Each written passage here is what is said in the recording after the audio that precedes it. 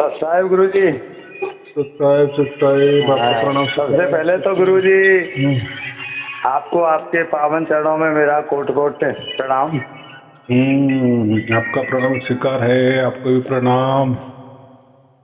गुरुजी बड़ी खुशी हो रही है आपसे आज बात करके। मुझे काफी दिन से घूम रहा था, मैं बोला गुरुजी से टाइम मिले मुझे, तो आपकी बड़ी मेहरबानी हुई गुरुजी। बहुत अच्छे। बोली गुरुजी आपका मैं आभार प्रकट करता हूँ कि आपने मुझे एक छोटे से आदमी को इतना समय दिया।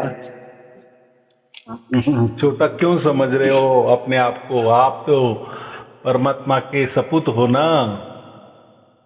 गुरुजी मैं सुबह से 4:30 बजे का इंतजार कर रहा था आपसे बात करने का, कब 4:30 बजे और मैं गुरुजी ने टाइम दिया है तो मैं उस टाइम पे बात कर सकूं। और गुरुजी मैं 1.5 महीना हुआ है, ज्यादा दिन तो नहीं हुआ आपके सत्संग सुनते सुनते। अच्छा। और 1.5 महीने से मैं लगातार जो शाम का वीडियो है आपका 7 बजे वाला, उसको मैं रात को सुनता हूँ। अरे वाह। और फिर दिन में जो मुझे टाइम जैसे मिलता है तो जो भी मिल जाता है पुराना वीडियो या कोई, उसको सुन लेता हूँ। बड़ा आनंद आता है मुझे। आपको सार शब्द की प्राप्ति हो गई ना? नहीं हुई गुरुजी। नहीं हुई? अच्छा। हाँ तो भी आप उसके लिए हो गए ना? हाँ रजिस्टर तो मैं करा लिया था कि उसका तो ये है कि जब गुरुजी की शरण में आ गया मैं, तो वो इतना विश्वास है कि हो जाए, कभी तो होगा ही। क्योंकि हाँ मैं भी वीडियो सुनता रहता हूँ, तो कोई 1 साल बता रहा है, कोई 2 साल। जब आपने कहा था आप इंतजार करते रहो, पर बस मैं ये इतना चाहता हूँ गुरुजी कि हो जाए 5 साल 10 साल, मतलब मेरा जब तक जीवन समाप्त हो उससे पहले एक बार। तो जो मेरा मूल उद्देश्य तो यही है गुरुजी। बहुत अच्छी सोच है। तो देखो, आप तो सारे शब्द भी आपको प्राप्त नहीं, तो भी आप रजिस्टर हो गए। तो ऐसा है कि हम रजिस्टर भी जो जिसको सार शब्द की प्राप्ति हो जाती है उसको ही करते हैं, और इसकी आगे वाली स्टेप होता है आजीवन सदस्य। अब कोई काम नहीं, तो वो ठीक है। तो कम से कम यहाँ तक भी आ गए तो बहुत अच्छा है। माने आपका झुकाव है। देखो, आपका भी आप प्रवचन मिले थे, उसका मतलब ही साफ है कि आपका कुछ ना कुछ होने वाला ही है। माने आपको परमात्मा उसके द्वारा उसका लखाव करने वाला ही है। जी गुरुजी। ऐसा समझ के चलना। बराबर? जी गुरुजी। अच्छा, तो आपने गुरु मंत्र ले लिया है? नहीं लिया गुरुजी। नहीं लिया। चलो ठीक है। गुरु मंत्र तो ये ऐसा है कि वो सार शब्द का, जैसे एक सिक्के के 2 पहलू होते हैं ना, तो एक पहलू तो परमात्मा से हमें सार शब्द मिल जाता है। जी गुरुजी। और जो सार शब्द क्या होता है, उसका मीनिंग क्या है, तो वो मीनिंग जो होता है जिसको हम अर्थ कहते हैं, तो वो अर्थ माने ही वो मंत्र होता है, उसको गुरु मंत्र कहते हैं। और गुरु मंत्र में 2 प्रकार होते हैं। एक प्राकृत होता है। प्राकृत माने हम किसको बोल भी सकते, दे भी सकते, सुन भी सकते हैं। और दूसरी बात, और एक जो दूसरा होता है वो किसी को हम दे नहीं सकते, उसको मुक्त कहते हैं। जी गुरुजी। तो उससे इतना ही लाभ हो जाता, क्या होता है कि किसी परिवार को सार शब्द मिल जाता है, बाकी लोगों को नहीं मिलता, तो बाकी भी नाराज होते हैं। एक को हो गया, हमको क्यों नहीं होगा? तो फिर इसलिए वो गुरु मंत्र भी होता है, ताकि बाकी सदस्य अगर कम से कम, जैसे आपने तो बहुत बड़ी छलांग मार दी, आपको सार शब्द प्राप्त नहीं हुआ, कम से कम आप तो आजीवन सदस्य नहीं, लेकिन रजिस्टर तो हो गए। माने एंट्री पास आपने है। वो तो मैं रहूंगा जहाँ पे भी, जितना आगे बढ़ा जाएगा बढ़ूंगा, पर मैं बोला एक बार गुरुजी से बात कर लेते हैं पहले। नहीं और आगे क्या क्यों भरना? देखो, आजीवन सदस्य ऐसा नहीं। देखो, जो भी है ना, समझो परमात्मा ने हमें यहाँ तक दे दी परमिशन, ठीक है जी, क्योंकि परमात्मा की आज्ञा है ना जी। तो अगर परमात्मा की आज्ञा है, ठीक है, हम एंट्री पास ले लिए, माने हम रजिस्टर हो गए, बहुत अच्छी बात है। अभी क्या है, तो होता क्या है, जब हम रजिस्टर बनते थे थोड़ी जिम्मेदारी भी हमारी बढ़ती है कि नहीं, हम भी इतना विश्वास कर रहे हैं। हाँ हम जी, तो गुरु जी। सार शब्दी भी नहीं है, लेकिन सार शब्द बनने के लिए कितना बड़ा विश्वास रख रहे हैं परमात्मा के ऊपर, तो परमात्मा को तो समझता है ही ना। ऐसी थोड़ी बात है कि परमात्मा को समझता है, परमात्मा को सब समझ रहा है। वो हाँ, वो हमारे तो गुरु अंदर जी भी है, जैसे बाहर भी है। हाँ, बोलो बोलो। मैं एक इनका मतलब गुरु जी, मैं आर्मी में सर्विस करता था, अभी हाँ हाँ, रिटायर हूँ। अरे वाह। तो हाँ, तो मैं जो है पहले से ही अपने जो हिंदू धर्म के जितने देवी देवता हैं सभी में आस्था रखी मैंने। और पूजा पाठ ये मैंने काफी किया है। हाँ हाँ। भगवान विष्णु की सबकी करता था, जो भी देवता है कोई छोड़ा ही नहीं। फिर थोड़ा थोड़ा आगे चल के पता नहीं क्या अपने आप ही ऐसे पता चला, तो मुझे थोड़ा कबीर जी की तरफ ध्यान झुका मेरा। तो उनके थोड़ा ज्ञान पकड़ा, तो ये सार शब्द का नाम ही वहीं से मैंने सुना, सार नाम सार शब्द। अच्छा अच्छा। तो फिर उनकी वाणी सुन के कुछ ऐसे लगा मुझे कि अब जैसे ये हमारे ब्रह्मा विष्णु महेश और ये हैं, ये संसार तक के हैं। उनका एक दुआ पढ़ा था गुरुजी मैंने कि 3 लोग ये जेल है, पाप पुण्य 2 जाल, सभी जीव भोजन भय खावे एक काल। तो अब हम पाप करते हैं पुण्य करते हैं, तो ये भी हमें बताते हैं कि पुण्य से स्वर्ग में जाते हैं, और स्वर्ग को भी बता रहे हैं कि स्वर्ग से भी हम पुनरावृत्ति के अंदर आते हैं, दोबारा लौट के संसार में आना पड़ता है, और मनुष्य जन्म मिला है केवल मुक्ति के लिए। तो हम केवल स्वर्ग में चले जाएं या वैकुंठ में चले जाएं, जब लौट करके यहाँ ना आए तो फिर कोई ऐसी, तो यही भगवान से मैं प्रार्थना करता रहता था, जब पूजा किसी की भी करूं, लेकिन आस्था उसकी तरफ रहती थी जो एक शक्ति है। अब हमारी औकात नहीं कि उस शक्ति को जान सकें कौन सी है। हाँ, तो आपके सत्संग सुनता था तो इतना तो मुझे मालूम पड़ गया कि वो एक शक्ति है जो सबके लिए है। वो ये नहीं है कि वो एक अक्षर के अंदर आती हो, वामन अक्षर के अंदर आती हो। आप एक दिन बता रहे थे, तो वामन अक्षर से परे है, प्रकृति पार है, निर्गुण निराकार सगुण साकार से भी अलग है, और वो स्वयं मिलता है। आपने बोला हमारी औकात नहीं कि हम उसको पा सकें। समझ लिए कम से कम। हाँ जी। और फिर ये गुरु भी फिर होना बहुत आवश्यक था, क्योंकि रामायण वगैरह गीता भी पढ़ता रहता था, तो रामायण में भी एक जगह लिखा था कि गुरु बिन भवन तरह न कोई, जो बिरंच शंकर सम होई, कि बिना गुरु के कोई पार नहीं हो सकता। और कथा ये भागवत वगैरह भी सुनाते हैं कि वो लौट के आ गए वहां से, नारद मुनि लौटा दिए वैकुंठ से कि भाई गुरु बना के आओ, और ये सब लौटा दिए, तो गुरु भी होना आवश्यक था। तो इस चक्कर में हम घूम रहे थे, जब आपका ये सत्संग हमें मिल गया अचानक यूट्यूब पे, तो आपने बोला कि ये हाड़ मास के तो कोई गुरु नहीं होता है, ये तो गुरबा है, तो लेकिन कोई रास्ता बताने वाला फिर भी तो होता है, तो उसको हम तो गुरु ही नाम देंगे ना, या परमात्मा नाम देंगे इनको। नहीं, बराबर। गुरु का मतलब साफ है कि मार्गदर्शन करने वाला। हाँ जी। हर क्षेत्र में गुरु होता है, राजनेता में भी गुरु होता है, व्यापार में भी गुरु होता है। आप जैसे क्लास में जाते, स्कूल में जाते, वहाँ भी होता है। आप आवे मिलिट्री में थे, तो वहाँ भी आपका कोई बड़ा ऑफिसर, वो आपके लिए गुरु, मार्गदर्शन करने वाला, वो उस क्षेत्र का मार्गदर्शन करने वाला। अभी जैसे ये आध्यात्म क्षेत्र है, तो आध्यात्म वाले ही जो गुरु लोग है, माने गुरु माने सर्वोच्च, गुरु माने थोड़ा सा ऊंचा, हमसे ऊंचा ज्ञान वाला, उसको गुरु कहते हैं, बराबर। तो मैंने तो कहा ना कि राजनेता में भी क्यों वो हमारा गुरु है, राजनेता में भी, तो उसको ज्यादा उन्होंने राजनीति खेली होगी, उसको बहुत क्या बोलते छक्के पंजे मालूम हो गए, दाव पेच मालूम हो गए। हमसे भी गुरु निकला बोलते हैं ऐसे उसमें। तो गुरु का मतलब हमसे थोड़ा ज्यादा बुद्धि वाला, या उस क्षेत्र की ज्यादा उसको जानकारी है उसका। हाँ जी। तो ऐसा है कि फिर लोग हमें भी पूछते हैं ना, आप तो इतना है, आपके इतने हजारों लोग हैं, तो आपका गुरु कौन सा है? तो हम साफ बोल देते हैं, हमारा गुरु परमात्मा है। हाँ जी। क्योंकि सार शब्द हमें परमात्मा से मिल जाता है ना। हाँ जी। अभी ठीक है, आपको नहीं मिला लेकिन कभी न कभी वो होने वाला ही है। हाँ जी। आप इतने यहाँ तक आ गए तो उसका मतलब ही साफ है ना, परमात्मा ने हाँ जी। आपको जो बुद्धि दी, यहाँ तक आ गए तो आगे वाला हाँ जी। सब कुछ होने वाला ही है। और ऐसा ही होता है ना, देखो छोटा बच्चा भी स्कूल जाने में पहले डरता है, हाँ जी। रोता है, मुझे नहीं जाना है स्कूल, नहीं पढ़ाई करनी है, उसको नहीं समझता ना, माँ बाप को उसको जबरदस्ती करके लेके जाती है ना, फिर धीरे धीरे हाँ जी। उसको आदत हो जाती है और फिर जो बड़ा आदमी बनना है वो हो ही जाता है। तो इसमें भी ये बात है।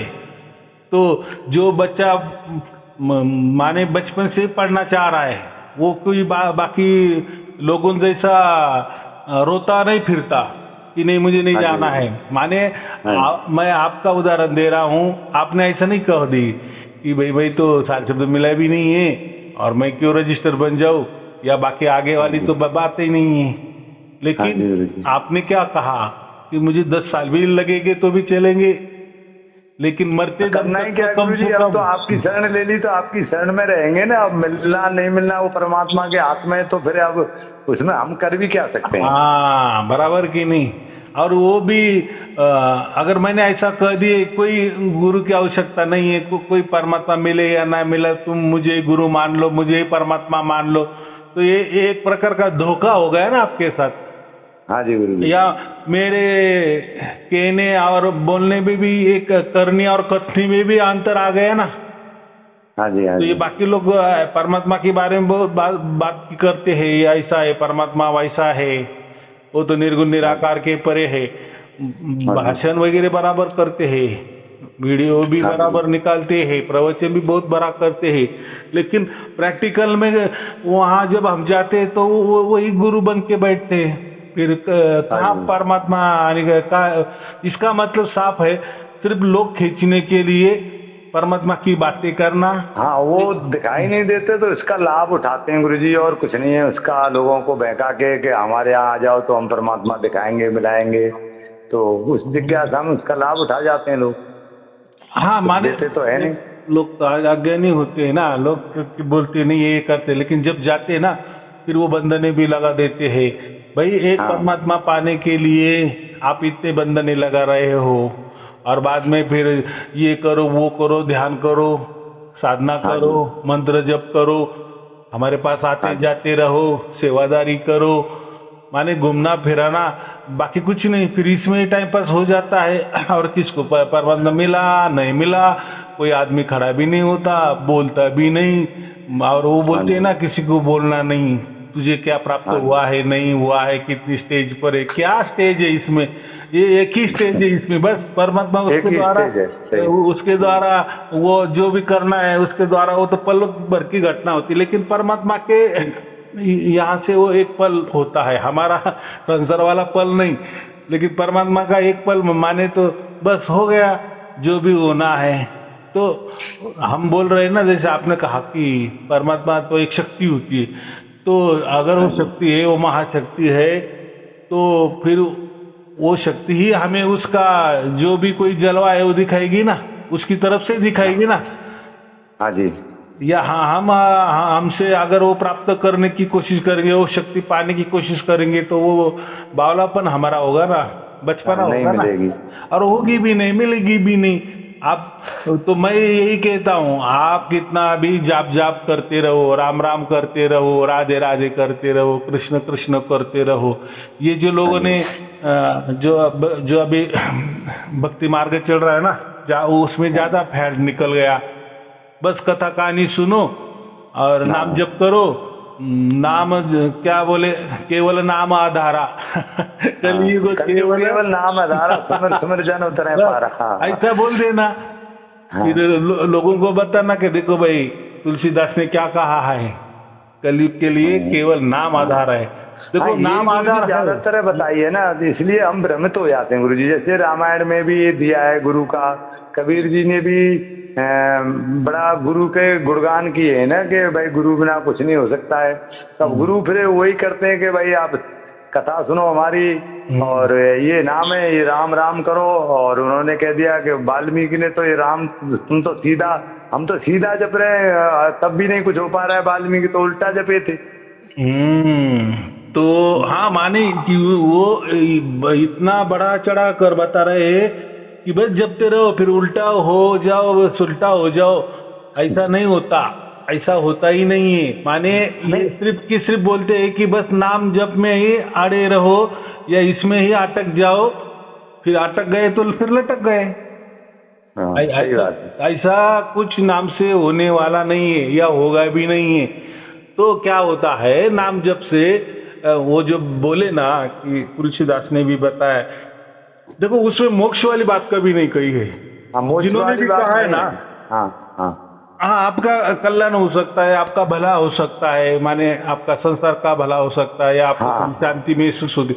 नाम जब से हाँ। क्या होता है, सबसे मुख्य बात कि हमारा मन लगा रहता है परमात्मा के मन थक गुण। जाता है देखो उसमें। कोई भी नाम हाँ। होता है ना, तो नाम क्या होता है, एक प्रकार का परमात्मा गुणगान होता है ना। कुछ भी नाम ले लो, उसको हाँ जी। नमस्कार करना मानो एक भक्ति करने की बात है ना। हाँ जी। कुछ तो भी नाम होता है और उसके आगे नमः लिखा होता है, नमो नमः लिखा होता है, जो भी है वो बराबर। लेकिन मुख्य बात तो ऐसा है कि वो जो पहला नाम क्या है, जैसे ओम नमः शिवाय बोले तो यहाँ हाँ तो जी। साफ लिखा है कि शिव ही परमात्मा है। हाँ जी। तो माने उसको नाम में ला लिया।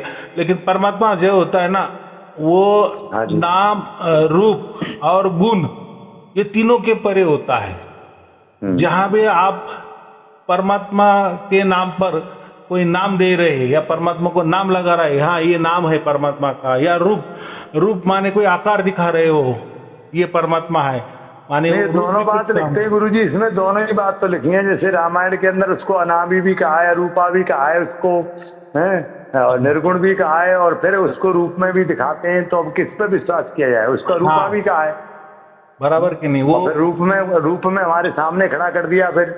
हाँ तो ऐसा है। उसमें क्या बताए वो, सर्व खलविदम ब्रह्म, वो इसका क्या मतलब होता है? सब ब्रह्म है, सब ब्रह्म है। मूर्ति भी ब्रह्म है, निर्जीव भी ब्रह्म है, सजीव भी ब्रह्म है, ब्रह्म भी ब्रह्म है, हम भी ब्रह्म है, तुम भी ब्रह्म है, सब ब्रह्म है। तो फिर किसको भी मानो। तो अगर सब ही ब्रह्म है तो फिर वो बोलते फिर मोक्ष की क्या बात आ गई?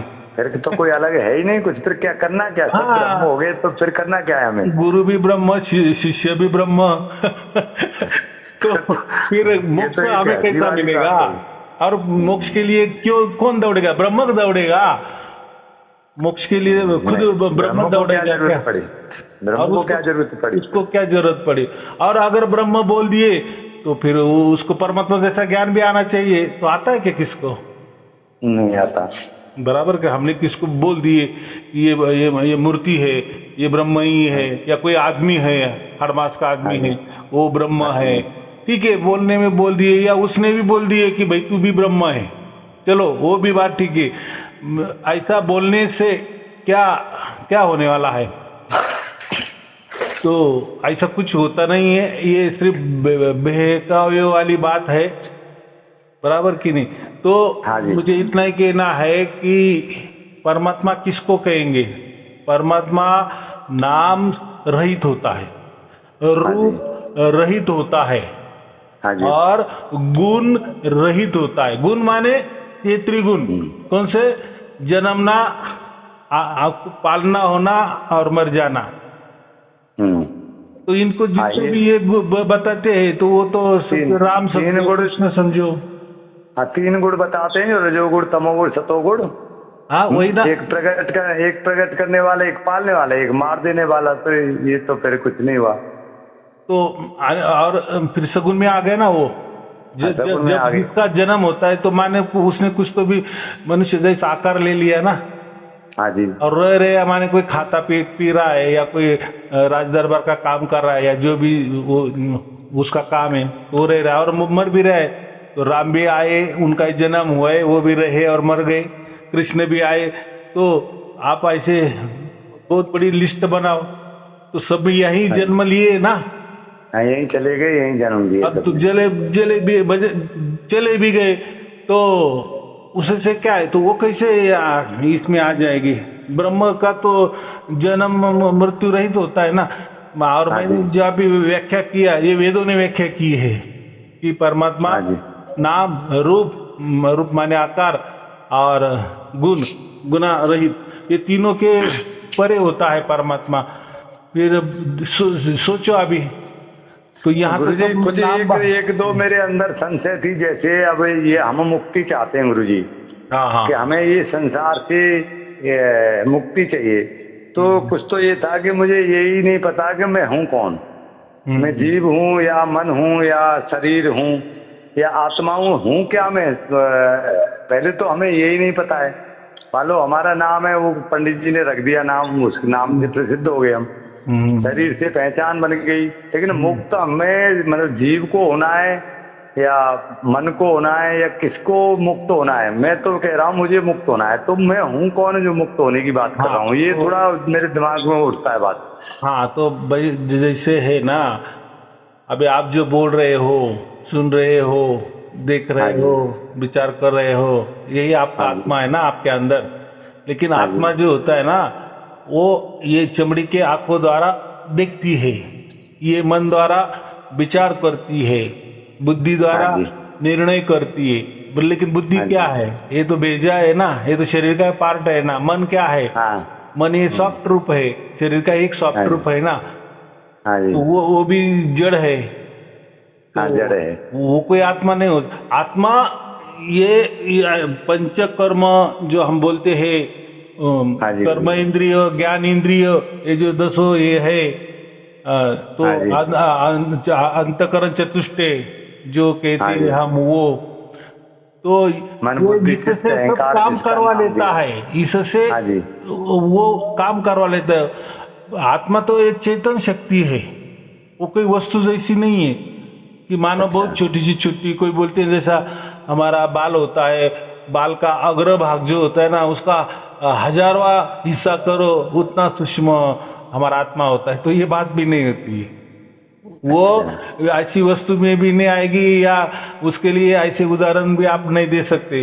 भाई आप एक बाल के अग्र भाग के 1000 भाग, क्या करोड़ों भी भाग किए ना, तो भी वो आत्मा उसकी सूक्ष्म में नहीं। हाँ, माने वो कोई उसका ऐसा फॉर्म ही नहीं ना,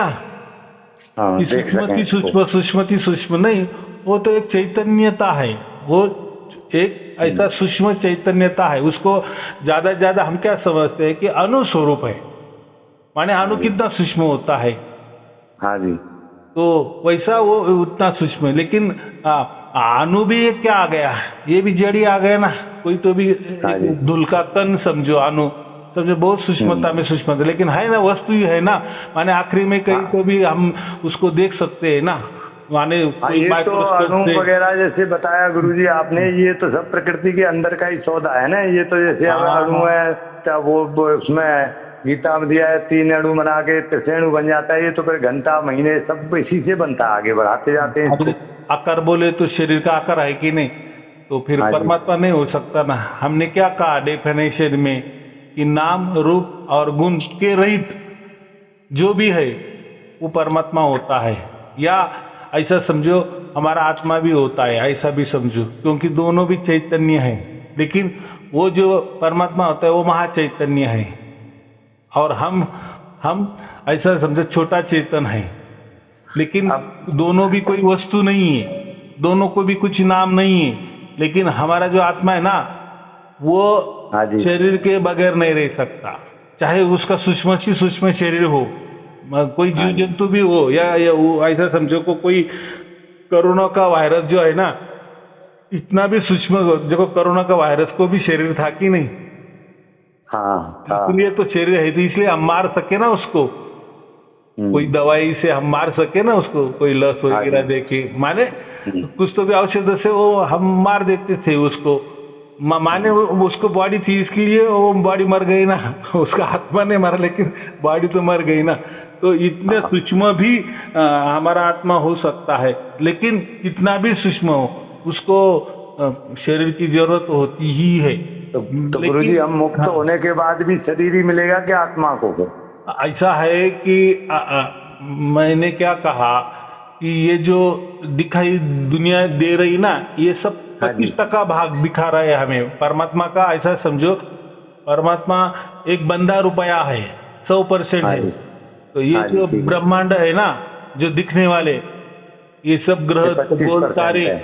ये जो सिर्फ 25% है, बाकी 75% परमात्मा बचा है। और तो वो मुक्ति दिखाई नहीं दे मुक्ति रहा। हम जो जाते हैं ना वो उसमें जाते हैं। या माने कोई बोलते हैं ना कि हम अगर मुक्ति में जाते, माने कोई लोकांतर में जाते, जहाँ लोकांतर आ गया, कोई लोक आ गया, तो वो कोई मुक्ति का ठिकाना नहीं हो सकता। अच्छा। बराबर। कोई सचखंड भी बोलो, सतलोक भी बोलो, ब्रह्मलोक भी बोलो, वैकुंठ बोलो, गोलोक बोलो, जहाँ भी लोकांतर आए समझ में, ये शब्द आ गए तो ये सब ब्रह्मांड वाली बात आ गई ना। तो आप ब्रह्मांड में ही है, आप कहाँ मुक्त होगे। तो वहाँ जो उसका जो ठिकाना है परमात्मा का, तो मैंने क्या कहा कि ये ब्रह्मांड 25% है, लेकिन ब्रह्मांड के परे भी जो जगह है वो हमारी मुक्ति की जगह है। क्योंकि वो देखो ब्रह्मांड आया तो उसको काल आ गया ना, काल माने समय आ गया ना, समय आ गया। वो कबीर जी जैसी वो स्टोरी नहीं कि काल आए, काल कोई राक्षस है, वो इतना 1.25 लाख जीव को रोज खाता है, वो एक बना दिए। देखो ये जो पूरा ब्रह्मांड है ना, तो इसके अंदर जो भी रहे जीव जंतु से लेकर हम भी जितने भी है, ये काल के अंडर में आए हैं। काल के अंडर माने समय के अंदर आए हैं। जैसे हम भी, हमारा कोई समय है ना, 100 साल का है, किसी का 50 साल का है, तो माने समय के अंदर जो भी आए तो वो काल के अंडर आ गए, ऐसा कहते। लेकिन ये गुरुआ लोग जो कम बुद्धि वाले होते ना, वो लोगों को डराने के लिए कहते कि वो काल है, कबीर जी ने ऐसा कहा है। तो काल माने समय ही है। काल माने समय, बराबर। हाँ जी। बराबर। जिसको कोई तो भी सीमा होती है, तो काल भी एक सीमा है ना, कुछ तो भी उम्र है, तो हम काल के अंदर ही आ गए ना। ये पूरा ब्रह्मांड भी काल के अंदर आ गया है ना। हाँ जी। हम तो है ही, लेकिन ये भी काल के अंदर आ गए। लेकिन हम ऐसी जगह जाते हैं मुक्ति के यहाँ, फिर वो ये ब्रह्मांड का संबंध नहीं रहता है, माने ये काल के परे जाते, कालातीत हो जाते हम।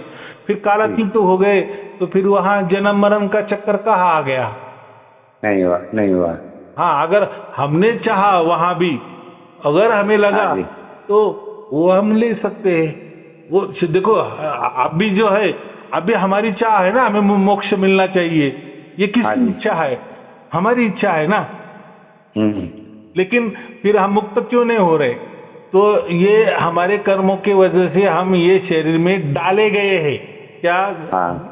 तो हम भी जन्म लेते हैं ना, पिछले हमने करोड़ों जन्म लिए या आगे भी करोड़ों जन्म लेते ना, ये कोई हमारे इच्छा से नहीं ले सकते हम। जो कर्म होते हैं ना हमारे, वही हमें बांध के अगला जन्म दे देते हैं। माने हम क्या बोलते हैं कि परमात्मा ने हमें जन्म दिया है, लेकिन हमारे मन में नहीं होता कि नहीं अभी ये मेरा मनुष्य जन्म ना, मैं आगे जाके कोई घोड़े का जन्म ले लूं, कोई हाथी का जन्म ले लूं। भाई तो तुम्हारे हाथ में नहीं। हाँ, माने उसकी जो प्रणाली है परमात्मा देगा। माने अब कहते कि जो उसको अब परमात्मा ही कहेंगे, वो परमात्मा की व्यवस्था से हमें जन्म मिलता है, लेकिन हमारी चॉइस नहीं होती, ये मैं बोल रहा हूँ यहाँ। हाँ जी। तो वो चॉइस कैसी होती है, तो जो हमारे कर्म है ना उसके आधार पे होती है। अभी रही मोक्ष वाली बात, तो मोक्ष अगर मिलना है तो एक तो मोक्ष के लिए मनुष्य जन्म चाहिए, ठीक है। अभी मनुष्य जन्म हमें मिला है, और जब हमें वो सार शब्द मिल जाता है तो फिर हम क्या हो जाते, तो फिर वो जो जगह है परमात्मा की, जो हम बोलते हैं 75% जो बच्ची है, तो परमात्मा तो ब्रह्मांड में भी है, ऐसा नहीं है। जैसा एक कोई गेंद है या वॉलीबॉल का बड़ी गेंद है हमारे हाथों में है, तो समझो हमारा पूरा शरीर एक ब्रह्मांड है। तो ये वो तो हमारा पूरा शरीर ब्रह्मांड है, तो हमारे हाथों में वो गेंद भी है, तो वो भी ब्रह्मांड के अंदर ही आया ना गेंद भी। हाँ जी। तो वैसा ही ये पूरा जो ब्रह्मांड है, तो ये इसमें भी परमात्मा है। इसके अंदर बाहर ऊपर नीचे सब खचाखच भरा है। ऐसा समझो कि ये पूरा ब्रह्मांड है एक पत्थर समझो, बराबर। हाँ जी। और परमात्मा एक जो कोई सागर समझो। हाँ जी। तो ये बड़ा पत्थर वो सागर में डूबा हुआ है। जी तो वैसा हम ये जो पूरा ब्रह्मांड परमात्मा में डूबा हुआ है, बराबर। तो हम मुक्त होते तो ये जो ब्रह्मांड है इतना बड़ा, ये पत्थर में हम ये फिर जाते नहीं है। पत्थर माने ये जो हम लोग लोकांतर की बात की ना, वो नहीं जाते। तो वो जो जगह वो भी परमात्मा की है, ये ब्रह्मांड भी परमात्मा का है। तो परमात्मा ही चलायमान कर रहा है ना। ब्रह्मांड को कौन चला रहा है? परमात्मा ही चला रहा है ना। हाँ जी। हमारा शरीर कौन चला रहा है? परमात्मा ही चला रहा है ना, बराबर। सब उसके हिसाब से हो रहा है यहाँ पे जो कुछ हो रहा है। हमारा शरीर भी जो चल रहा है वो परमात्मा की वजह से चल रहा है, बराबर। नस नाड़ी काम कर रही है, कैसा रक्त का फ्लो हो रहा है, कैसा हमारा भेजा काम कर रहा है। वो कोई हमारा आत्मा नहीं चला रहा है। हमारा आत्मा कुछ नहीं, वो उसको कैद दे दिए। ये शरीर को एक कैद है, कैद खाना है, ऐसा समझो। लेकिन तो इसको डाल के रख दिया। हाँ, लेकिन ये शरीर की जो व्यवस्था जो सूक्ष्मतम सूक्ष्म का कार्य हो रहा है, नस नाड़ी में कार्य हो रहा है, तो वो जो कार्य कर रहा है तो वो परमात्मा की से कार्य है। वैसे ही पूरा ब्रह्मांड चल रहा है, उसमें भी सूक्ष्मता से ब्रह्मांड जो चला रहा है वो परमात्मा चला रहा है। आया समझ में? लेकिन परमात्मा का फॉर्म अलग है, एक ही परमात्मा है सभी जगह, एक ही परमात्मा है। माने सूक्ष्मता में सूक्ष्म वही है, और जो पूरा हम बोलते हैं ना, जो खाली बाकी बची जगह है वो वहाँ भी वही है। पूरे ब्रह्मांड में भी खचाखच वो भरा है, और बाकी इसमें भी जहाँ ब्रह्मांड भी नहीं है वहाँ भी वही है। उसके सिवा कुछ नहीं है, लेकिन वो है ही एक है, बराबर। लेकिन हम जो है ना, हम सब अलग अलग है। आप अलग हो, मैं अलग हूँ, तो उससे तो श्रृंखला चल रही है ना। किसका कर्म कैसा, किसका कर्म कैसा, किसको मोक्ष मिल रहा है, किसको नहीं मिल रहा है। कोई गधा बन रहा है, कोई वृक्ष बन रहा है, कोई क्या बन रहा है, कोई क्या बन रहा है। ये प्रणाली चल रही है ना। अगर हम एक जैसे होते, समझो हम ही सब परमात्मा होते, सब एक जगह फिर एक जैसे चलने चाहिए, सब एक जैसे सोना चाहिए, सब एक जैसे विचार करना चाहिए। ऐसा होता है क्या? सब तो नहीं होगा। तो कोई गरीब है, तो कोई अमीर है। हाँ, कोई नौकर भी है, कोई राजा भी है, कोई बड़ा है, कोई छोटा है, इसीलिए संसार चल रहा है। माने सबका कर्म अलग है ना। हाँ जी। अलग थलग कर्म है, तो माने हम सब अलग थलग है, ये तो समझ रहा है ना।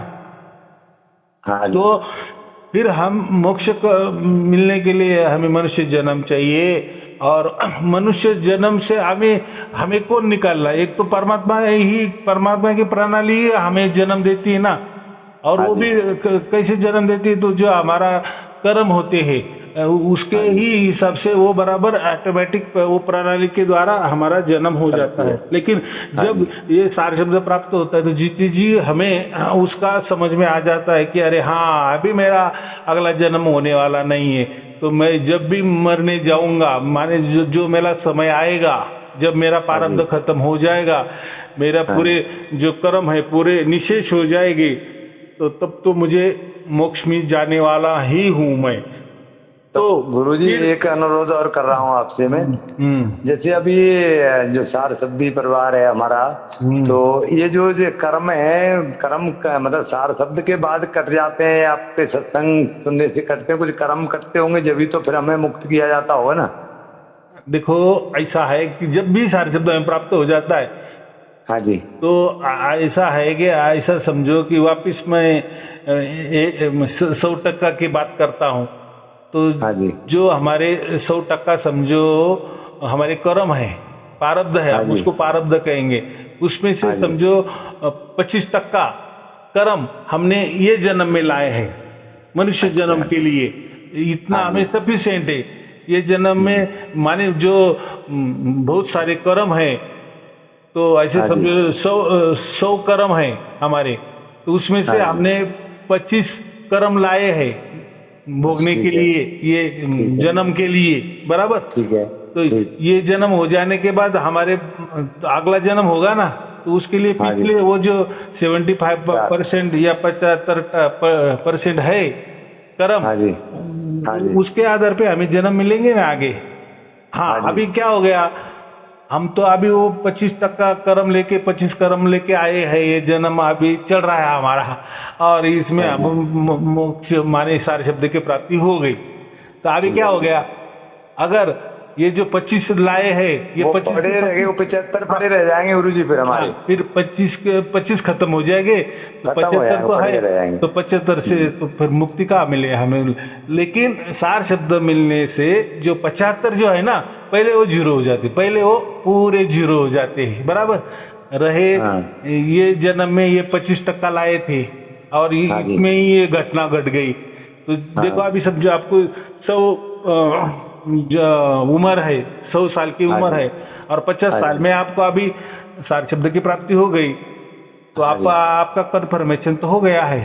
तो अभी हाँ आपको जी। तो और 50 साल जीना है, तो हाँ जी। वो जो जीना है आपका, तो समझो हाँ जी। 25 कर्म लाए थे ना, तो उसमें तो 50% कर्म तो चले गए, क्योंकि हाँ जी। आपने उतना भोगा था ना।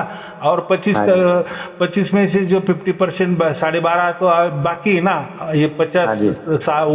उम्र तो अभी तो आपकी गई नहीं, हाँ, ठीक लेकिन है। ये बीच में ही 50 उम्र में ही आपको अभी सार शब्द मिल गया है ना। हाँ जी। तो अभी ये जो 12.5% वो तो आपको बचे। भोगने है ना। हाँ, वो भोगने। हाँ, अभी तो आपको अगला जन्म तो नहीं है, हाँ, बराबर मतलब कि इनको नहीं? भोग के जाना है, जो 25 लाए इनको तो भोगना ही भोगना है। हाँ, अभी हाँ, बराबर। तो ये 25 को तो भोगना ही भोगना है, चाहे वो आप 75 बचे, वो मुक्त होने के बाद वो 75 तो भी ब्रह्मांड में रह गए, वो फिर वहां तक पहुंच नहीं सकते, परमात्मा तक वहां पे पहुंच गए तो हम। नहीं, वो देखो, ये जो कर्म है ना, ये ऐसे समझो कि ये ब्रह्मांड में ही चलते हैं, ये चलन जो है ना, हाँ ये यहीं पर है, ब्रह्मांड में ही ब्रह्मांड में। चलता है। कर्म का ठीक है, गुरु जी चक्कर, समझ गया। हाँ, वहाँ नहीं चलता। तो वहाँ कर्म से अलग है वो। हाँ, तो ऐसा समझो, फिर हमारे कर्म बच गए समझो। यहाँ हमने जो 25 है ना, 25 में से हमारे कुछ 12.5 बच गए, और 12.5 बैलेंस है, और उसमें से हाँ, थोड़े बराबर। कटते कटते 10 से कर्म हमारे ऐसे रह गए, और हाँ जी। हमारा मृत्यु हो गया, ऐसा समझो। हाँ जी। हाँ जी। वो जो 10 है ना, तो ये दो जो 10 कर्म यही पड़े रहते हैं, अच्छा। यही धरातल पे। तो भी समझो कुछ इसमें हम तो मोक्ष में तो चले गए हैं, लेकिन कभी ना कभी हम अगर वापिस आ गए जन्म लेना, या हमने चाहा कि मुझे जन्म हाँ। लेना है, ये देखो एक पृथ्वी नहीं है, या ऐसा एक पृथ्वी नहीं है, ऐसी करोड़ों करोड़ों करोड़ों पृथ्वी है, और भी है। उसको पृथ्वी हम क्यों नाम देते हैं कि वहाँ हम रह सकते हैं, ऐसी जगह। चाहे वहाँ 4 आंखें हो, कुछ भी अलग भी हो, लेकिन रहने वाली ठिकाना, रहने वाला हाँ जी। ठिकाना। हाँ जी। हाँ जी। तो फिर वो वहाँ हम जाएंगे। तो ये जो फिर जो यहाँ पड़े हुए जो कर्म थे ना, तो हमें कर्म जाएंगे। वापिस लटक जाएंगे। क्योंकि वो तो कोई भी कर्म का ये नाम शेष नहीं होता है। आप चाहे भी गए, माने आपको मोक्ष भी मिल गया, तो ये यही पड़े रहेंगे। हो सकता है कभी ना कभी ऐसी, हम तो बोलते हैं कि मोक्ष में तो वापिस कभी जन्म मरण का चक्कर तो कट ही जाता है, लेकिन होना ही नहीं चाहिए। इसलिए हम क्या बोलते हैं हर सार शब्दी को, आपका मोक्ष मिल गया तो आपका जो शेष बाकी है ना, वो भुगतो। हाँ जी। सुख उसमें भुगत जाओ तो कभी झंझट ही न पड़े।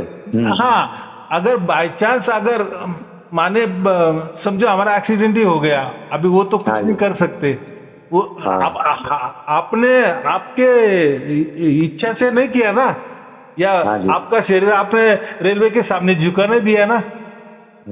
आप वो तो होना था, हो गया। लेकिन अगर आपका एक्सीडेंट ही हो गया, आपका उसमें कोई रोल नहीं है, हाँ, तो वो पकड़ा जाएगा, तो उसमें फिर वो शेष नहीं रही। इतना समझ के चलना, बराबर। लेकिन हम हमारे नहीं तो फिर क्या है, कोई सारे शब्द बोलेगा, अरे मैं तो मुक्त हो गया, अभी मैं मर जाऊंगा। अभी मैं मुक्त हो गया, ऐसा नहीं है, तो रखो मत। हाँ, उसकी इच्छा से फिर देखो, मरना तो कैसा भी है, एक्सीडेंट से मरे न हो, कोई बीमारी से मरा न हो, पड़ेगा यहाँ से। हाँ, तो उसका तो कुछ तो भी कारण तो होगा कि नहीं, लेकिन वो उसके द्वारा होने दो। जैसा भी हम कर्म करते करते बराबर मर जाएंगे, और फिर मोक्ष को चले जाएंगे। फिर आना जाने का चक्कर नहीं है। फिर वो वहाँ तो मोक्ष में तो फिर वैसा तो अधिकार हमें तो मिल भी जाता है, अगर हम चाहे तो कहीं भी जन्म ले सकते हैं। लेकिन क्योंकि अभी देखो मोक्ष में आप गए तो आप अधिकारी हो जाते हैं ना। हाँ जी। जैसे आप अभी आपकी स्कूल कॉलेज हो गई पूरी, आपको नौकरी मिल गई, तो नौकरी के कानून अलग है ना। हाँ जी। स्कूल कॉलेज के लिए आपको पैसा देना पड़ता था, नौकरी पे उल्टा आपको पैसा मिलने वाला है, माने आप अधिकारी बन गए, आप कुछ भी कर सकते हो ना। वैसे मोक्ष में गए तो आप हो सकते हो, अगर आपको अगर कहीं करना है वो आपके हाथों में है। आप परमात्मा से आप ये करके आप जन्म ले सकते हो और वापिस भी अपने अपने वापिस मोक्ष के ठिकाने पे आप जा भी सकते हो। वो प्रणाली है। देखो मेरे कहने से कोई ऐसा वैसा नहीं होने वाला, या मैंने कुछ भी नियम बनाया ऐसा नहीं, जो परमात्मा के नहीं। और ये जो मैं बोल रहा हूँ ये सब वेदों में लिखा है। क्या होता है, हम वेद पढ़ते नहीं है, या कोई उसके वहाँ जाने नहीं देता, या समझा नहीं देता। और वेद जो होते ना, वेदों में जो मंत्र होते, तो वो वेद मंत्र जो होते वो कोई उसकी संस्कृत भाषा नहीं है। हम ऐसे समझते हैं कि वो संस्कृत भाषा में है, लगते हैं। देखो कोई तो भी भाषा तो होती है ना, हम भाषा तो है कोई ना कोई, तो हम बोल देते कि वो भी संस्कृत, तो वो संस्कृत नहीं है। ऐसा समझो कि ये अभी वाली जो चालू संस्कृत हमारी है, जो सीख रहे हैं हम बच्चे संस्कृत भाषा, वो और जो वैदिक संस्कृत, अभी उसको नाम देंगे थोड़ा वैदिक संस्कृत, उसको वैदिक भाषा ही बोलेंगे लेकिन समझाने के लिए, तो वो वैदिक संस्कृत है। तो एक जमीन है और एक आसमान है। हाँ जी। तो दोनों में बहुत बड़ा फर्क है, बराबर। तो फिर अभी ऐसा है कि फिर जो वेद मंत्र लिखे गए, तो वो वेद मंत्र कहीं लिखे नहीं गए, लिखने पर नहीं, तो ये अभी शुरू हो गई ना। तो पहले वेद मुखद्योत होते थे। हाँ, वेद पहले मुखद्योत होते थे, और जो वेद के मंत्र जो बनते थे ना, तो वो उसको कहते हैं कि 11 हिस्सों में गुजरना पड़ता था। 11 हिस्सों में, ऐसा समझो, समझा देने के लिए 1 से 10 अंक लिखो, बराबर। तो 1 से 10 अंक एक मंत्र हो गया, बराबर। तो वही मंत्र वापिस लिखते थे। तो उसमें क्या करते थे, 2 में से शुरुआत किए, पूरा पढ़ लिए, फिर उसमें 1 जोड़ दिए, ये एक टाइप का। फिर तीसरा ले लिए, तीसरे से पूरे 10 तक आ गए, 10 के बाद वापस 1 आ गए, 2 आ गए, 3 आ गए। तो या जो 11 की मैं बात कर रहा हूँ ना मंत्र की, तो पहला ले लिया, जो जनरल में जैसे पहले आ गए, दूसरा आ गया, तीसरा आ गया, वो तो एक सीरियल हो गया। दूसरा में क्या हो जाता है कि 2 अंक ले लिए जाते और ये करते। तो किसमें क्या होता है, 2 अंक लिए, माने दूसरा मंत्र का शब्द ले लिए, वापिस 1 में जाने का, और बाकी वापिस 3, 4 से शुरुआत करें, माने ये मल्टीपल। तो ये ऐसा 11 इसमें वो गुजरना पड़ता है, वो एक मंत्र। क्यों ऐसा, तो कोई उसमें मिलावट ना कर सके। किसी में भी अगर मिलावट की तो वो समझ में आ जाती है। तो अभी देखो परमात्मा की लीला, परमात्मा ने उस टाइप वैसे वो मंत्र लिखे हैं, बराबर। माने एक मंत्र के लिए इतने व्याकरण उसको लगते हैं। निरुक्त व्याकरण है, निर्गुंटी है, पाणिनि का अष्टाध्यायी है, वगैरह वगैरह। तो लिखावट की पद्धत ऐसी थी, उसमें कोई भी गड़बड़ कोई भी नहीं कर सकता था, और वैसे के वैसे मुखद्योत थे, बराबर। माने उसके जो पाठ भेद उसको बोलते ना, 11 प्रकार के पाठ भेद से एक मंत्र गुजरता था। और सबसे मुख्य बात, एक मंत्र जो होता है, तो जो हम कहते हैं ना कि पुराण जो होते उसमें होते हैं श्लोक, और वेदों में होते हैं मंत्र। हाँ, तो वेदों वाला जो मंत्र होता है, तो वो उसके जो अर्थ निकालते हैं, तो उसके 3 इसमें अर्थ निकलते हैं। जैसा आदि भौतिक, आदि दैविक, और तीसरा अर्थ होता है आध्यात्मिक। देखो मंत्र एक, उसका सरल अर्थ एक होगा आदि भौतिक वाला, बराबर। दूसरा उसी मंत्र का एक दूसरा अर्थ करना पड़ता है, आदि दैविक। आदि दैविक। तीसरा अर्थ निकालना पड़ता है आध्यात्मिक, अध्यात्मिक, तभी वो एक मंत्र तैयार हो जाता है। तो देखो पहले तो आकरा की कैटेगरी मैंने कहा ना, आकरा के इसमें से गुजरना पड़ता है, उल्टा पाल्टा सीधा साधा जो है वो पद्धति है, व्याकरण की वो पद्धति है। अभी बना है वो कैसा बनाया है परमात्मा के लिए, इसलिए वो जो बना है ना तो वो वहां से आए हैं, अपौरुषीय है, परमात्मा ने ही वो दिए हैं। इसलिए जो वेद होते हैं वो परमात्मा ने ही दिए हैं, कोई मनुष्य तैयार ही नहीं कर सकता। बराबर। ये तो अभी सब जो संशोधन होगा कि कैसे बनाए हैं, कैसे बनाए थे, बराबर। तो हमें उसमें नहीं जाना है। तो फिर ये जो हम बोलते हैं ना कि ये सार शब्द जो है ना वो भी उसमें लिखा है, बराबर, कि ये ऐसा ऐसा होता है। अभी तो उसमें तो सब बातें, और उसमें कोई विष्णु नाम नहीं है, कोई रुद्र नाम नहीं है, तो लेकिन विष्णु नाम है, लेकिन विष्णु के लिए सर्वव्यापक विष्णु का नाम लिया है, नीला। विष्णु दिया हुआ वो परमात्मा का दिया हुआ। हाँ, ब्रह्मा भी नाम आया है तो वो कोई ब्रह्मदेव वाला नहीं, विष्णु आया है, रुद्र नाम आया है। तो हमने क्या किया, उसको ब्रह्मा विष्णु शंकर जी तैयार किए, माने आकार दे दिए किसको, तो वो एक प्रकार के अधिकारी है ऐसा समझो। अभी वहाँ यहाँ आपका वापिस जमलिंग हो जाएगी, अधिकारी माने फिर आप बोलेंगे कि फिर वो कोई मनुष्य होंगे, उनको ये काम दे दिया, ऐसा नहीं है। तो एक प्रणाली है परमात्मा की काम चलाने की, वो एक प्रणाली है, उसको ब्रह्मा नाम है। इनके भी काम है, इनके भी काम होंगे गुरुजी यहाँ पे अपने लोक में।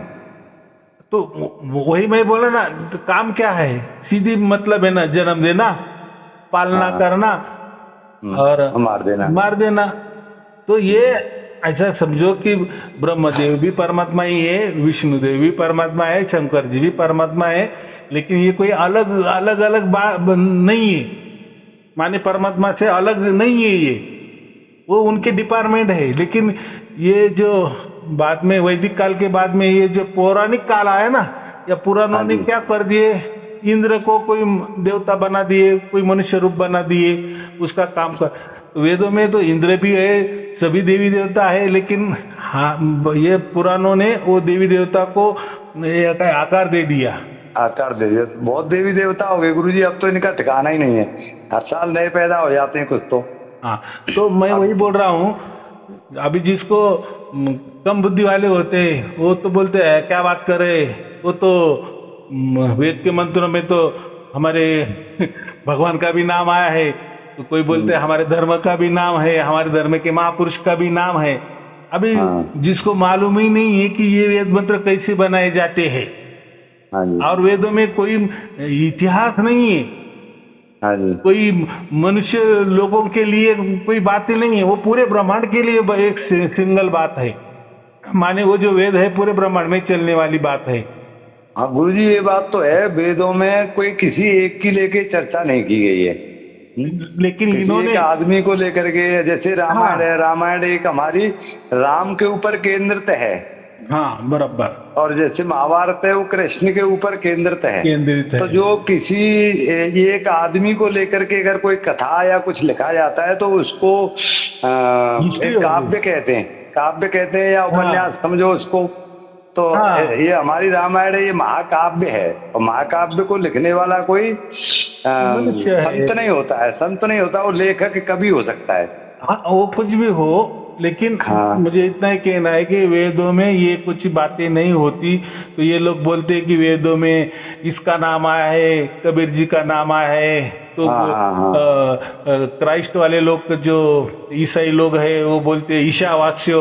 अरे भाई, वो तो मंत्र शुरुआत है उसका, ईसा माने कोई इतवार, ईसाई का क्या संबंध, वो अभी ईसा हो गए, और ये वेद तो लाखों वर्ष पुराने हैं। तो कोई बोलता है हमारा मोहम्मद साहब का भी उसमें नाम है, क्या क्या अभी देखो। वो तो गुरुजी आपके सत्संग से मुझे काफी कुछ मालूम पड़ गया है, आपके काफी सत्संग मैंने सुने, लेकिन एक तो ये रह जाता है गुरुजी मेरे दिमाग में कि ये जो संसार है जिसमें हम रह रहे हैं ब्रह्मांड में, जो 25% आप बता रहे हैं, ये भी तो परमात्मा के द्वारा ही बनाया हुआ है कि कोई और शक्ति है इसकी अलग से? नहीं, बनाया तो ये हमको क्यों बनाया गुरुजी? और फिर हम इसके लिए मुक्ति के लिए भाग रहे हैं। हाँ, ये जो ब्रह्मांड है ना, ये जो पत्थर है समझो बड़ा, ये पृथ्वी पत्थर है, सब है ना, इतना भी चल रहा है। तो ये जो है ये प्रकृति, इसके लिए प्रकृति जिम्मेदार है, ये प्रकृति सब बनाती है। फिर इसमें परमात्मा का क्या रोल आता है? परमात्मा ये चलायमान करता है। जैसे गाड़ी है, 4 व्हीलर है, सब कुछ है, उसमें पेट्रोल भी है, क्या नहीं है, सब कुछ गाड़ी रेडी है, लेकिन चलाए वाला आदमी जो अगर नहीं है वो गाड़ी को कैसी चलेगी गाड़ी? तो चलायमान बिना ड्राइवर के नहीं चलने वाली, ड्राइवर है तो परमात्मा ही है। फायदा नहीं है, वो ऐसी गाड़ी अगर खड़ी रही तो सड़ जाएगी, कुछ नहीं होने वाला। वैसा ही ये जो प्रकृति है ना, तो ये भी आदि अनादि से है, माने पहले आदि अनादि से। अभी क्यों कहते हैं कि ये भी इसका जन्म होता है, पालना होता है और मर जाती है, लेकिन वापिस जन्मना होता है। ऐसा इसका भी करोड़ों करोड़ों करोड़ों करोड़ों से चल रहा है, उसको वो भी अनंत काल से चल रही है, इसलिए हम उसको भी आदि अनादि से कहते हैं, माने ये सिलसिला चल रहा है।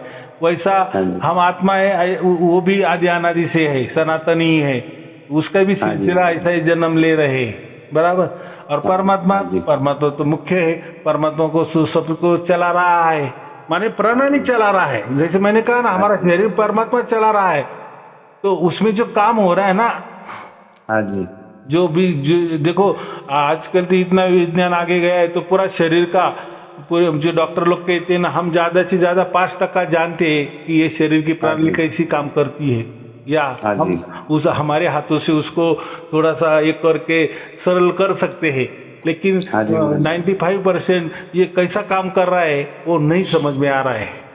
तो देखो कितनी जटिल बात है। और डॉक्टर लोगों को उसमें क्या लेना देना भी नहीं ना, उनको क्या है, बीमार हो गए, उनके हिसाब से उनको जो सिखाया गया है उससे वो तंदुरुस्त बना देते हैं। लेकिन ये कैसा काम करता है एक शरीर?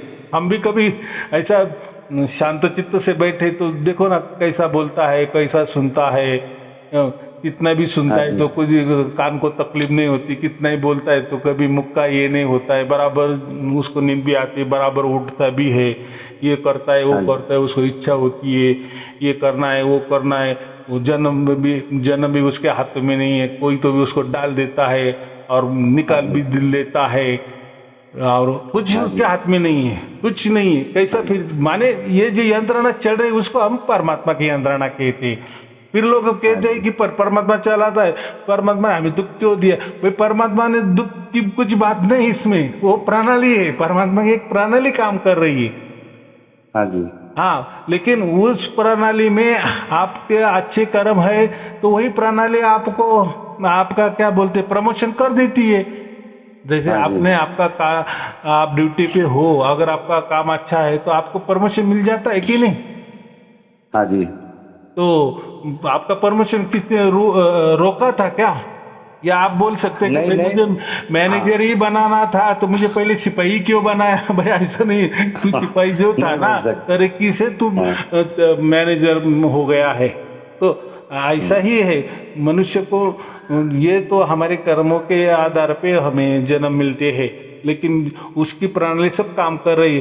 तो हमारी तरक्की करनी है तो हमें मोक्ष मिलना चाहिए, लेकिन मोक्ष उसके हाथ में है ना, माने उसके हाथ में हमारा जो कर्म है, माने पिछले हमने जितने भी करोड़ों जन्म लिए उसमें हमने क्या किया है क्या नहीं, ये तो हमें तो मालूम नहीं ना, क्योंकि हम हमारी इच्छा से जन्म नहीं लेते हैं और मरते भी हमारी इच्छा से नहीं, हमारी इच्छा से हम कुछ भी नहीं कर रहे, वो प्रणाली काम करती है। हमारे फिर हमारे हाथ में कर्म करना ही है। तो देखो हम किसी का अगर खून भी कर देंगे तो परमात्मा कोई आपका हाथ रोकने वाला नहीं है। बराबर कि नहीं? आप बोले परमात्मा चला रहा है, मैं किसी का खून करने जा रहा हूँ तो आपको कोई रोक टोक नहीं है, करो बराबर और भुगतो और भुगतो। तो बात भुगतना तो पड़ेगा। हाँ, तो वैसा ही ये मोक्ष का भी चक्कर है। अगर हमारे अच्छे कर्म हो जाते हैं तो हमको ये तो अब कम से कम मोक्ष के लिए तो देखो हमको भी समझता है हमको मोक्ष मिलना है या नहीं मिलना है, हम कैसे ये तो थोड़ा थोड़ा समझता है कि नहीं? माने दूसरों को लिए अगर हमारे मन में थोड़ा भी ये होता है ना, दुख होता है ना, या दूसरा दुख आ रहा है कोई, उसके लिए वो अगर हमारे मन में भी दुख आता है तो हम सही रास्ते पे चल रहे हैं, माने दूसरे का दुख दर्द हम समझ रहे हैं, बराबर। तो ऐसा ही चलता है। तो हमारा मूल उद्देश्य ऐसा है कि ये गधों को क्यों मनुष्य नहीं बनाया है, ये वृक्ष को क्यों मनुष्य नहीं बनाए, वो क्यों ऐसे है और हम क्यों ऐसे है। तो यही बुद्धि हमें दे दी है कि अभी हम मोक्ष पा सकते हैं। तो खोजबीन कर रहे, जैसे आप प्रवचन सुन रहे हैं और आपकी इच्छा भी होगी कि नहीं मुझे जाना है, नहीं तो आपका तो ड्यूटी है, सब कुछ पैसा भी आपके पास है, तो आप क्यों इसके पीछे पड़े कि मोक्ष भी चाहिए। तो माने गुरुजी ड्यूटी पे तो मैं अभी भी बैठा हूँ, ड्यूटी पे बैठ के बात कर रहा हूँ, आज दिवाली है, मेरी ड्यूटी है, मैं ड्यूटी पे बैठा हूँ, ड्यूटी पे बैठ के बात कर रहा हूँ। कहने का मतलब ऐसा है कि आपको क्यों मोक्ष की इच्छा हो रही है, ऐसा मैं बोल रहा हूँ। मोक्ष की, अब गुरुजी आपके सत्संग सुने ना तब से अब मुझे मोक्ष की तो ये हो रही है कि मैं ये समझ चुका हूँ कि हम जो आए हैं मनुष्य जन्म में, अगर हमें अब के मुक्ति नहीं मिली तो फिर हमारे जाने कितने जन्मों की फिर चली जाएगी। तो हम काफी दिन से अब आप मिले हमें, तो अभी कोई दूसरे बहुत सारे गुरु और वही हमने संत देखे तो कोई ऐसी बात ही नहीं करता था कि इस चीज से मुक्त होते हैं या ये वो, तो नाम ही पकड़ा रहे थे हमें, तो उससे तो नहीं। अब ये सार नाम है, आप बता रहे हैं, ये स्वयं ही आता है, परमात्मा अपने आप ही मिलता है, जिस भी तो आपको अनुभूति होती है, तो ये तो बहुत बड़ी बात है। बड़ा देखो हमको तो वैसा मिला तब से फिर मुझे ये कुछ भी नहीं अच्छा लग रहा गुरुजी, न तो ये संसार ही मुझे ऐसा लग रहा है कि ये बड़ा बेकार है, हम यहाँ क्यों आगे, अब न तो ये संसार में ही मन लग रहा है, न कहीं लग रहा है, ये लग रहा है कि कैसे भी मुक्त होना है हमें। बराबर, ऐसा क्यों लग रहा है कि आपको मालूम है मुझे जो जन्म दिया है वो भी मेरे हिसाब से नहीं दिया है, अभी मेरा मरण होने वाला है, ये लग रहा है, ये भी जानकारी नहीं, ये लग रहा है ये खराब है, अभी ये संसार ठीक नहीं है, माने आप बंधन में हो, कुछ भी तो ठीक नहीं हो रहा। नहीं, इसका मतलब आप खुद महसूस कर रहे हैं कि मैं बंधन में हूँ, मेरे हाथों में कुछ भी नहीं, ना मेरे हाथों में जन्म है, नहीं मैं मेरे इसमें मैं जो भी संसार कर रहा हूँ वो भी कुछ समझता नहीं है कि मेरे हाथों से अच्छा हो रहा है या बुरा हो रहा है या आगे कल क्या आने वाला है। यहाँ पे तो बंधन ही बंधन दिखाई दे रहा है, यहाँ पे खुला हुआ तो कुछ भी तो नहीं है। रही बात मरण की, वो भी आपके हाथों में नहीं है, तो अभी आपको समझ रहा है कि ये जो मुझे इसमें ढकेल दिया है, तो मेरे कर्मों की वजह से ढकेल दिया है, तो आगे अभी ठीक है, अभी तो मुझे बुद्धि हो गई है, या मैं बात कर रहा हूँ, समझ रहा हूँ कि मैं कौन हूँ, कहाँ जाना है, कहाँ जा सकते हैं, ऐसी कौन सी जगह है कि ताकि ये पर झंझट नहीं। तो मनुष्य इसमें ही आपको बुद्धि है ना, बाकी प्राणी अगर आप बन गए तो उसमें क्या बुद्धि चलेगी आपकी, मोक्ष वाली बुद्धि, मोक्ष पाना है उसमें चलेगा, या वैसे कर्म हो जाएंगे आपसे। कम से कम अभी तो आपको समझ में आ गया कि नहीं मुझे मोक्ष जाना है, तो हम अच्छे कर्म करेंगे, बराबर, दूसरे की सेवा करेंगे, ये करेंगे, दूसरों का दुख दर्द जानेंगे, तो इससे सब पता चलता है कि आपको भी लग रहा है कि नहीं अभी जाना है हमें, तो जाना है, आपकी तैयारी है, तो परमात्मा भी सब कुछ देख रहा है। आ रही बात अभी आपको साक्षात प्राप्त क्यों नहीं हो रहा है, तो वो भी होगा, तो आपके तो ये तो कट रहे हैं ना।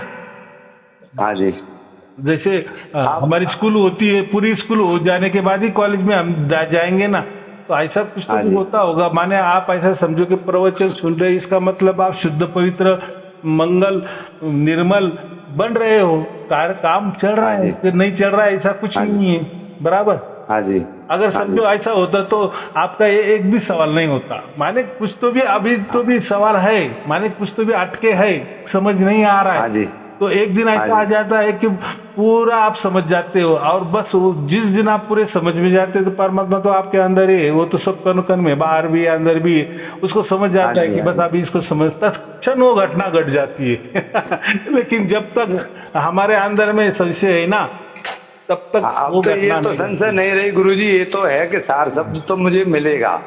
अगर मानता हूँ मैं कि अगर कोई मेरा पुराना प्रारब्ध जाने अनजाने में कोई कर्म बिगड़ता है, वो अगर मेरा आड़ा भी आता है, तो गुरुजी मैं ये चाहता हूँ कि मैं नहीं तो मेरे जो अड़ोसी पड़ोसी हैं, मेरे परिवार वाले हैं, और उनमें मैं जिनको मतलब जानता हूँ, तो उनके तो किसी के कर्म अच्छे होंगे, एक दो कोई तो निकलेगा।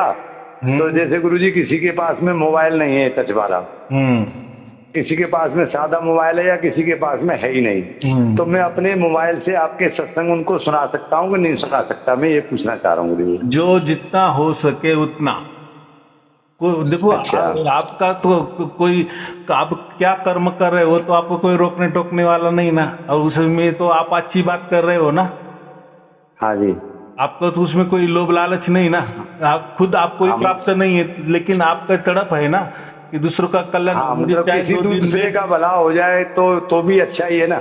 हाँ, तो फिर ये लाखों लोग सुन रहे हैं, तो फिर वो भी आपके लिए दुआ करेंगे कि नहीं यार ये भाई सब अटक गए, देखो इन्होंने इतनी तैयारी की, तो कम से कम ये आजीवन सदस्य तो नहीं बने, लेकिन कम से कम इन्हें एंट्री तो ले ली, कितना इनको विश्वास है, तो चलो हम भी थोड़ी उनके लिए दुआ करेंगे कि इनको सार शब्द मिल जाएगा। तो सबकी दुआ लगती है ना, जैसे हर इसमें हम जब आपके ऊपर विश्वास है, आप मिल गए तो मिलेगा, मुझे इतना विश्वास मुझे हो गया है। ठीक है, क्योंकि परमात्मा मेरा भी है कुछ, तो भगवान परमात्मा का मैं भी लगता हूँ, ऐसा बात नहीं है कि उनका मैं लगता ही नहीं हूँ कुछ। तो आप मिलेंगे।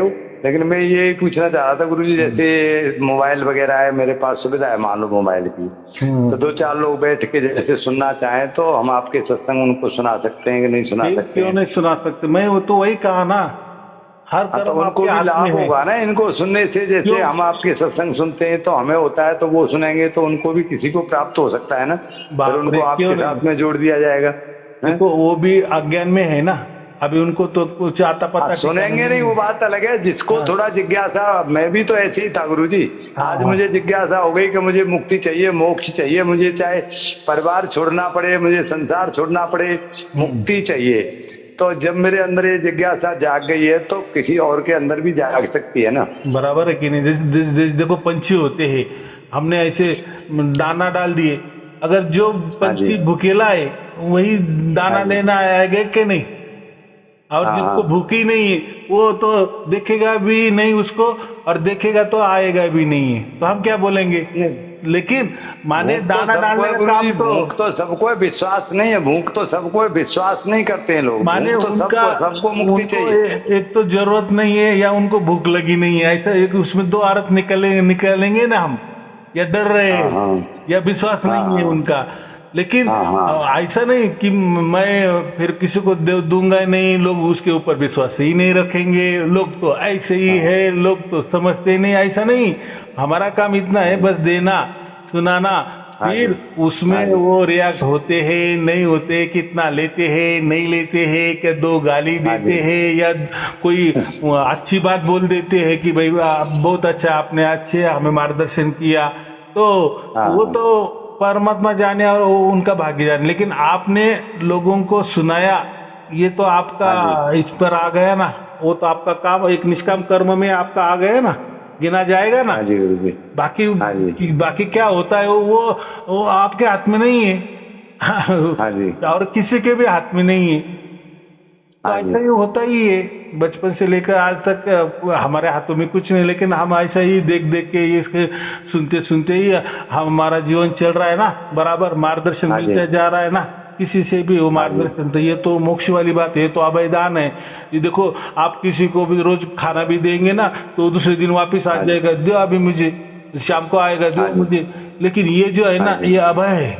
अभय माने आपको लोगों को मोक्ष वाली बात माने क्या है, ये चक्कर ही नहीं, फिर खाना पीने का चक्कर ही नहीं, जीने की बात ही नहीं, दुख की बात ही नहीं है, बस वही आनंद आनंद। अगर आप वो आनंद लोगों को दे रहे तो आप कितना बड़ा निष्काम कर्म कर रहे हो, ये सेवा ही हो गई ना। हाँ गुरुजी, यही है कि चलो हमें नहीं मिले, हमारी पत्नी को मिल जाए, हमारे किसी बच्चे को मिल जाए, हमारे पड़ोसी को मिल जाए, किसी को तो मिल जाए, हमारी वजह से मिल जाए, हमें नहीं मिले। हाँ, तो मैं वही इसको निष्काम कर्म कहते हैं ना। निष्काम कर्म किसको बोलते हैं? उसमें कुछ खुद का लोभ लालच नहीं है, कामना नहीं है, उसको निष्काम कर्म कहते। और निष्काम कर्म वालों को तो सार शब्द मिलता है, ये तो मैं तो बहुत बार बोलता हूँ ना, और मिल भी गया तो भी आगे निष्काम कर्म करते ही चलना है, बराबर। आपको तो नहीं मिल गया तो भी निष्काम कर्म कर रहे हैं, तो आप उस बराबर उस रास्ते पे चल रहे हो ना, बराबर। हाँ हाँ बराबर चलो, और कोई पूछना है? बस गुरुजी आपकी दया हो गई और बड़ी खुशी है आपसे बात कर करके गुरुजी। और बस मैं यही है कि जिस दिन सार शब्द मुझे प्राप्त होगा उस दिन आपको सबसे पहला कॉल आपके पास ही करूंगा मैं। हाँ, और जो है वो। बस आप आशीर्वाद बनाए रखो गुरु, इतनी ही है। बहुत अच्छे, बहुत अच्छे। चलो, अभी आज दीपावली का दिन है, तो आपको और आपके परिवार को दीपावली की हार्दिक शुभकामनाएं, मंगल आशीर्वाद, शुभ आशीर्वाद। आपको भी गुरुजी, आपको भी सादर प्रणाम, मेरा कोटि कोटि प्रणाम गुरुजी। हाँ, ठीक है, चलो ठीक है। मंगल आशीर्वाद, सत साहिब। आशीर्वाद, सत साहिब जी। सत साहिब जी, सत साहिब जी।